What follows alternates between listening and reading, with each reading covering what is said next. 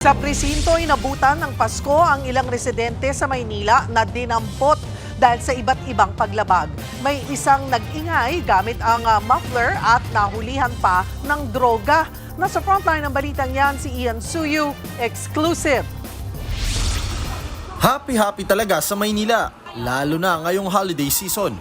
Kagabi, bisperas ng Pasko, kahit may curfew ang mga bata at kahit bawal uminom sa mga kalsada ng syudad, deadma ang karamihan, lalo na sa kahabaan ng Recto at San Nicolas. Kaya nang magsagawa ng Oplan Galugad ang Manila Police District, nagulantang ang mga nasita at nadampot. Kasama ang lalaking yan na walang t-shirt.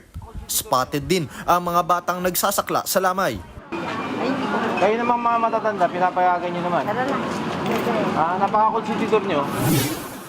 Pagdating sa Reyna Regente Street, sinita ang lalaking nagpapaingay ng motorsiklo.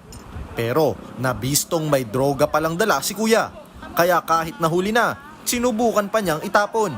Nakita po natin na halos nagkasya doon sa loob ng isang kahan ng sigarilyo. So you can just imagine po yung dami nung dala niya ng ano.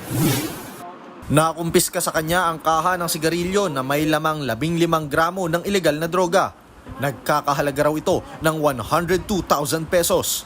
Ang lalaki kasama sa higit 30 binitbit ng pulis sa presinto. Mahaharap siya sa paglabag sa Comprehensive Dangerous Drugs Act of 2002.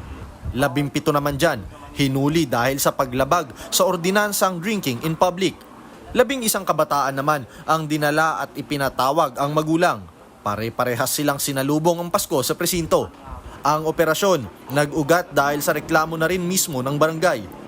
Paniniguro naman ng pulisya, may mga susunod pang Oplan Galugad habang papalapit ang bagong taon para masiguro ang kaayusan at kaligtasan sa mga ganitong selebrasyon.